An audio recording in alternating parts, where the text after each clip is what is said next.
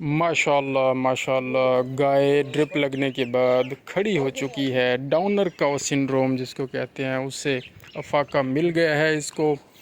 Calcium की deficiency भी हो जाती है, मैग्नीशियम और बाकी चीज़ें कम हो जाती हैं। तो अल्हम्दुलिल्लाह मल्टी माइनोवी 250 ml पहले दिन लगाई, निको फ्रेंड 250 ml दूसरे दिन लगाई ड्रिप, और उसके साथ एमी काम और बाकी चीज़ें वो भी हमने लगाई हैं एंटीवेल। और इसके साथ सियानो कोबालमेन, हाँ वो भी लगाया। तो अल्हम्दुलिल्लाह ये हमारे सामने जानवर खुद ब खुद खड़ा हुआ है और मौजूद है, अल्लाह का शुक्र है। जानवर कमज़ोर इसलिए है कि दूध की पैदावार कुछ ज़्यादा होने की वजह से फिर वो ज़ाहिर है कैल्शियम डेफिशिएंसी हो जाती है।